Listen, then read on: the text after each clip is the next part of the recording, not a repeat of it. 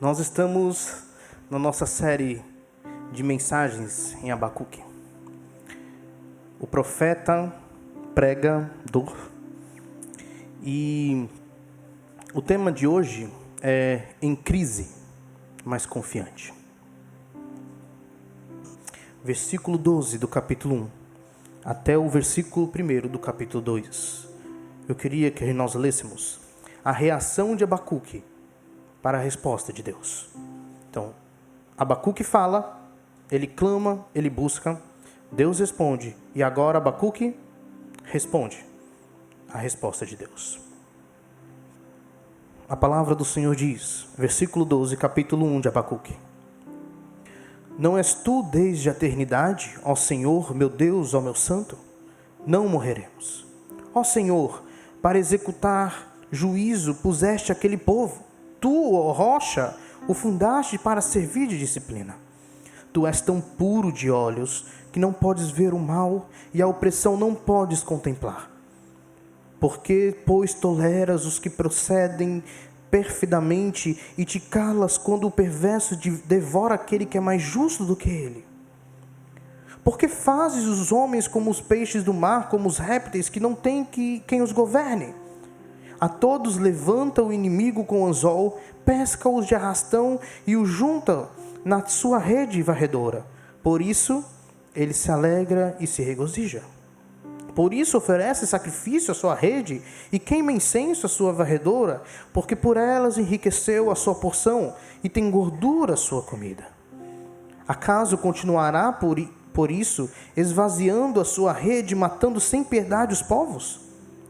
Por-me-ei na minha torre de vigia, colocar-me-ei sobre a fortaleza e vigiarei para ver o que Deus me dirá e que resposta eu terei à minha queixa.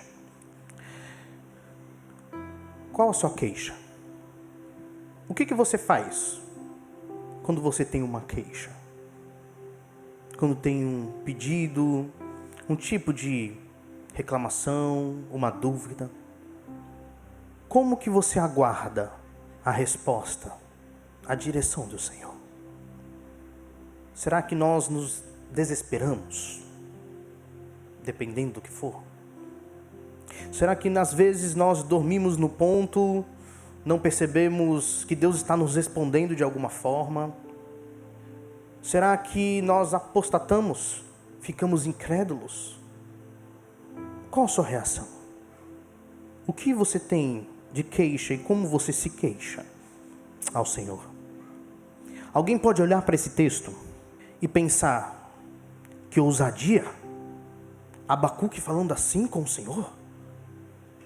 Mas, ao invés da gente ficar surpreso e fazermos algum juízo de valor anteriormente, quero convidá-lo a observarmos por outro ângulo, da perspectiva de alguém sofrendo, sim, mas que realmente confia no Senhor.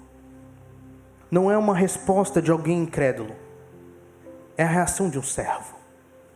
Pela forma que está aqui, ele está em crise? Sim, ele está em crise, mas ele está confiante. A reação do profeta nos mostra algumas das nossas características em meio à dor, em meio ao sofrimento, e nos ensina sobre a espera em Deus, sobre a confiança em Deus.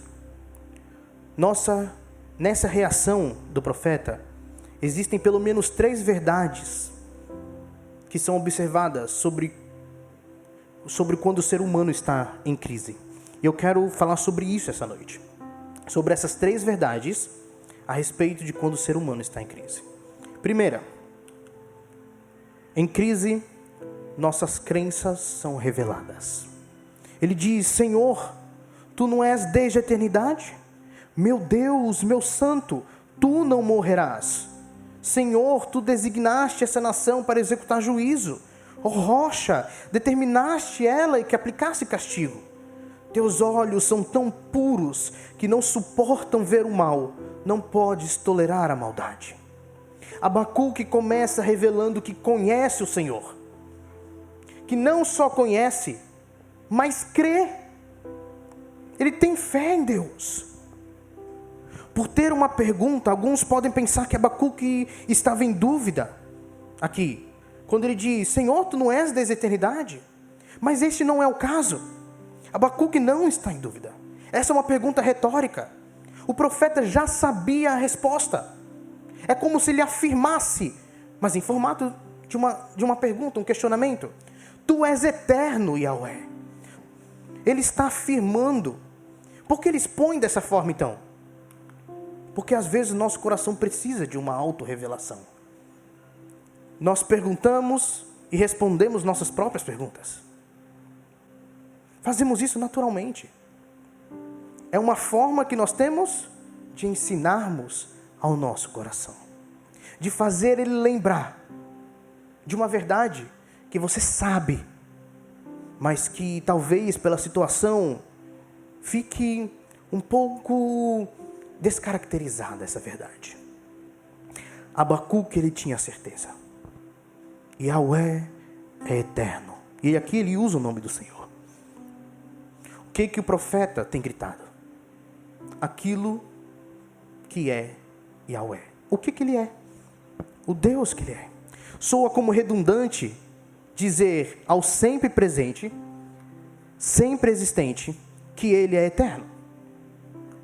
Porque o nome do Senhor já nos informa isso. Mas Abacuque revela que conhece a Deus e ele quer enfatizar aquilo que ele crê. Ele quer enfatizar quem é esse Deus. Yahweh não é apenas eterno, mas é o Deus de Abacuque. Ele diz: meu Deus, meu santo.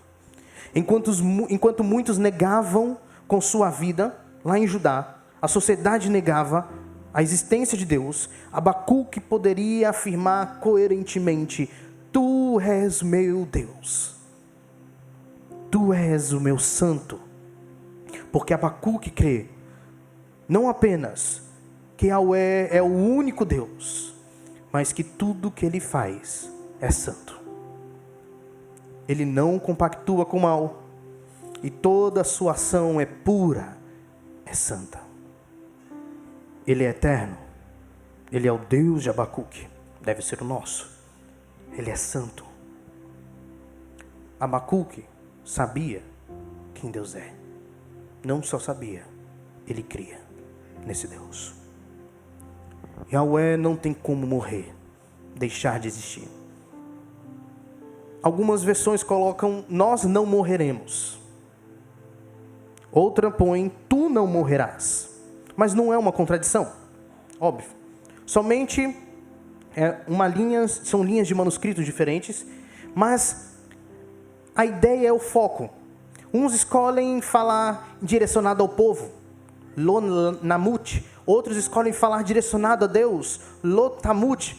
Mas a ideia é a mesma. O foco está, na verdade, em que Deus, a ideia é: Deus não será destruído.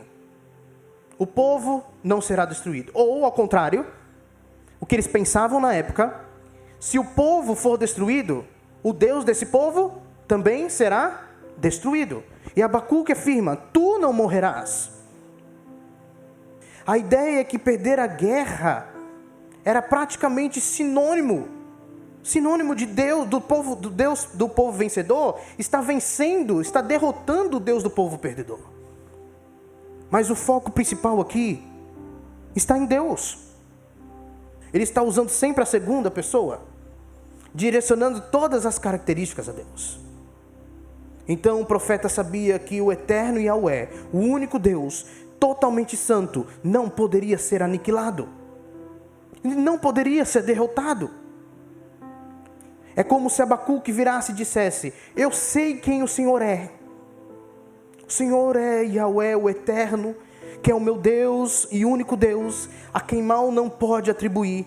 Eu sei que não serás derrotado e não deixará o seu povo ser derrotado. Mas Abacuque não para naquilo que Deus é. Ele creu também na resposta de que Deus está trazendo os babilônios para castigar Judá. Porque ele poderia continuar incrédulo. Falar assim: eu não acredito que o Senhor está fazendo isso. Mas não, ele afirma: Ó Senhor, para executar juízo, puseste aquele povo. Tu, ó rocha, o fundaste para servir de disciplina. Ele acredita em Deus. Ele tem confiança e fé em Deus. Eu sei, é como se ele dissesse: eu sei, Senhor, disso. Eu sei que controlas o curso deste mundo. Usa quem o Senhor quiser. Mas também sei que teus olhos são tão puros que não suportam ver o mal. Não podes tolerar a maldade.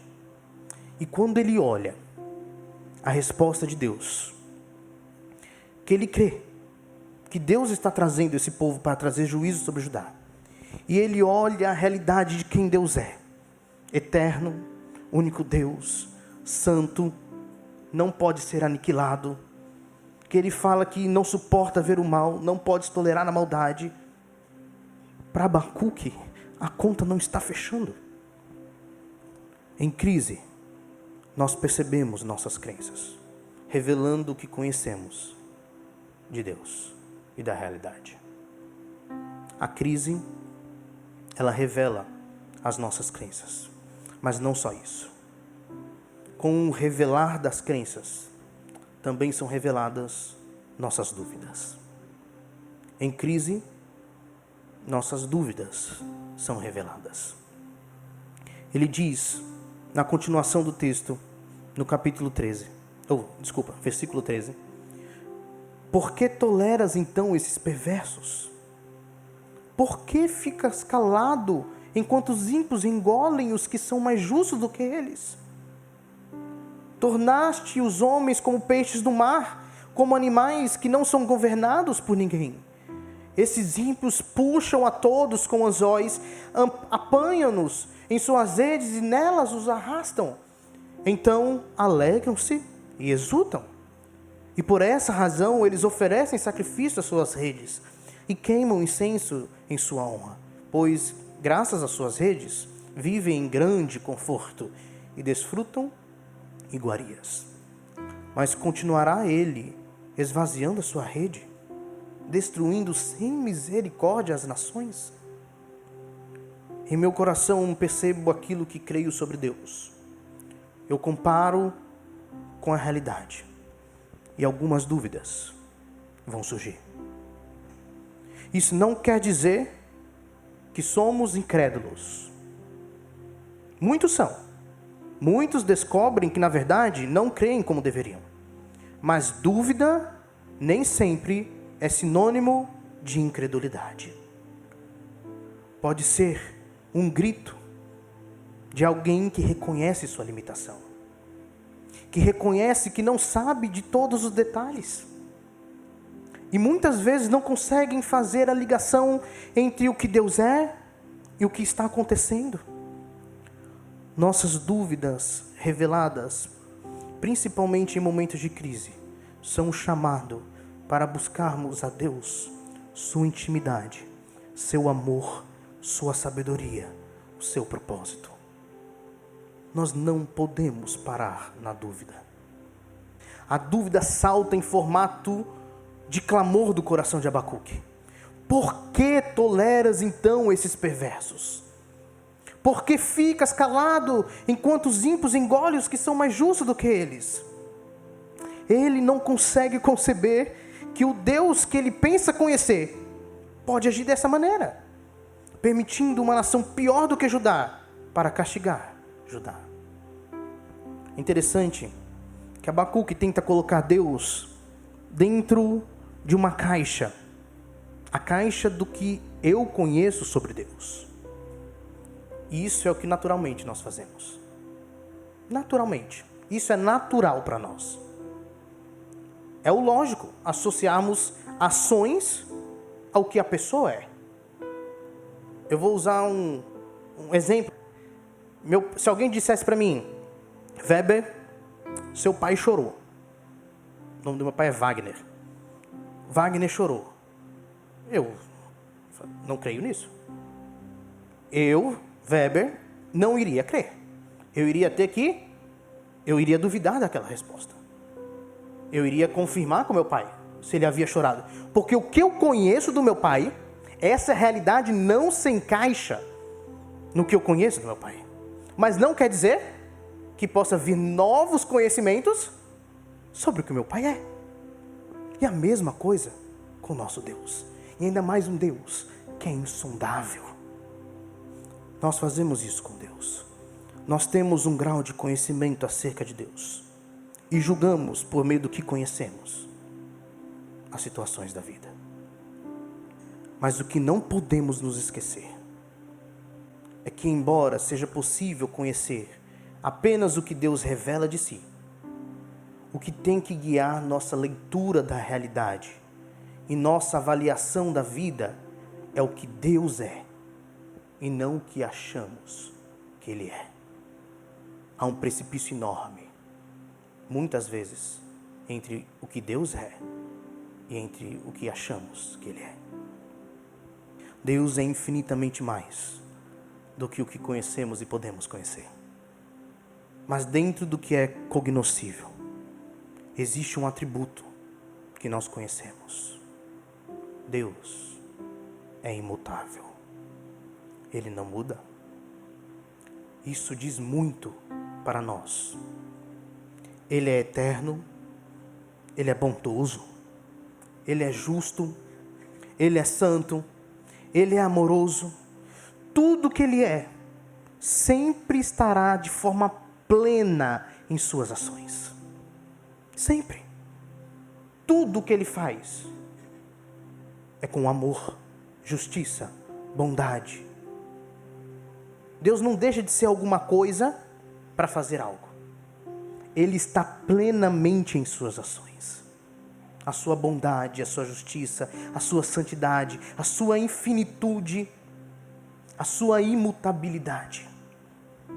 A realidade é a seguinte: não é Ele que se adequa ao que conhecemos ou o que queremos, mas nós que nos adequamos a quem Ele é, o que Ele faz e o que Ele fará. Nós que nos adequamos a isso. Porque se temos a certeza de que Deus é quem Ele é, de todos os seus atributos que conhecemos, toda situação que aparecer para nós, por mais difícil que seja, nós não devemos desconfiar de que Deus vai deixar de ser Deus. Deus é sempre Deus. E após sua crise revelar o que você crê, revelar também suas dúvidas, Abacuque vai nos mostrar que precisamos tomar uma atitude. A pergunta é: o que eu vou fazer diante disso? Em crise, somos levados a tomarmos uma atitude: confiar ou não confiar. Ele diz no versículo 1 do capítulo 2: ficarei no meu posto de sentinela e tomarei posição sobre a muralha. Aguardarei para ver o que Ele me dirá e que resposta terei à minha queixa. Ele se autodenomina sentinela, um observador da realidade e dos feitos de Deus. Abacuque espera a resposta de Deus, porque ele sabia que a resposta viria. Abacuque entrega primeiramente o problema que tinha em seu coração. Não é isso? Ele não entregou o seu problema, a sua queixa. Ele entrega, ele abre o seu coração a Deus. E depois ele sobe a torre de vigia. Isso significa que o profeta quer deixar de lado a crise e aguardar no Senhor. Não quer dizer que ele vai esquecer da crise ou não vai viver essa crise, mas é que ele decide aguardar no Senhor. O vigia se desligava da vida da cidade enquanto estava em seu posto. O foco dele estava naquilo que viria. Ele não podia ficar olhando para o que estava acontecendo na cidade. Ele tinha que focar naquilo que viria. Ele subia e aguardava alguém chegar. Um mensageiro com uma boa notícia, ou um mensageiro com uma má notícia, provavelmente de guerra. Em semelhança do vigia, que aguardava o mensageiro chegar com uma boa notícia, Abacuque sobe simbolicamente, e aguarda a mensagem de Deus, respondendo à queixa que ele tinha apresentado. Que lição para nós, meus irmãos. Abacuque decide confiar no Deus que responde nossas orações. Então ele espera. Algumas vezes acontece de nos ajoelharmos, orarmos, e levantarmos e queremos tomar todas as atitudes possíveis. Mas o que Abacuque está nos mostrando aqui é que não sei como a gente vai esperar, mas nós devemos esperar Deus responder. Se levamos o problema a Deus, devemos deixá-lo com Ele. Se estamos dizendo ao nosso coração que Deus é a nossa esperança, devemos descansar nessa verdade. Devemos subir na torre de vigia e aguardarmos com paciência a resposta do Senhor. Foi exatamente o que Abacuque fez. Em sua perplexidade disse: sairei deste vale de depressão, vou para a torre de vigia, vou olhar para Deus e para Ele somente, aguardando o seu direcionamento. Abacuque olhou para o problema antes e não conseguiu ver luz. Não conseguiu. Lutava com a surpresa, com a dúvida, mas tinha convicção do Deus em que cria. E então decidiu olhar para o Senhor e aguardar. O que guia nossa firmeza em meio à crise é a certeza de quem Deus é. Não são nossas forças. O que nos faz ficar firme não é alguém, um parente, ou eu próprio, ou o trabalho, ou qualquer outra coisa que eu tenho para fazer. O que nos faz ficar firmes em meio à crise é a certeza de quem é o nosso Deus. Esse é um chamado também para perseverarmos em vigiar enquanto não vem a resposta. Isto é o que se espera de alguém que vigia. Que não durma, não literalmente, tá? Por favor, durmem. Que não fraqueje, ou seja, desistindo. Nada revela tanto o caráter de nossa fé como o que faremos depois que orarmos. Os homens de fé não somente oraram, mas esperaram respostas às suas orações. A esperança da resposta também é um teste para a nossa fé. Eu queria concluir perguntando: quando as dúvidas, os obstáculos para confiarmos aparecem, o que nós fazemos? O que você faz? Enquanto você pensa, eu quero lembrar que Deus nos fez corpo, nos deu a igreja para vivermos os benefícios de ser corpo de Cristo. Como vimos, por exemplo, em Tiago, a igreja é um maravilhoso presente de Deus para aguardarmos com paciência o Senhor, não só a vinda dele, mas também a resposta de Deus. Na igreja nós temos a graça do entre vocês e do uns aos outros. Orar uns pelos outros, confessar uns aos outros, chamar pastor e os irmãos para orarem, aconselhar, exortar uns aos outros, caminhar um com o outro, se alegrar e sofrer uns com os outros, ser suporte, mas também ser suportado. Não há estratégia melhor para nos mantermos firmes na fé em meio à crise do que viver o ser igreja, contando uns com os outros neste caminho muitas vezes árduo, com obstáculos. Nós não estamos sós. Quando olhamos para o lado na nossa caminhada, encontramos irmãos. Quando caímos, fraquejamos E muitas vezes parece que se cria uma bolha em volta de nós. Basta olhar para o lado. Nós encontraremos nossos irmãos. Mas não só nossos irmãos. Um muro por toda a estrada. E tanto nos irmãos como neste muro tem algo escrito. Quando a gente chega perto, podemos ler: graça de Deus. Ela nunca nos abandonará. Crise, dúvidas, problemas, dor, sofrimento, sim, é a realidade. Sozinhos, jamais. Aguarde e observe que a graça sempre está presente, tanto nos cercando, não nos fazendo desviar do caminho, como também com os irmãos que estão também nesse caminho, às vezes caindo no mesmo obstáculo que nós estamos caindo. Também queria lembrar disso. Tudo podemos naquele que nos fortalece. Toda situação pode ser vivida sem abandonarmos a fé, se estivermos naquele que realmente tem poder. Não há dúvida ou obstáculo forte o suficiente diante daquele que está alicerçado em um Deus que é imutável, que é totalmente soberano.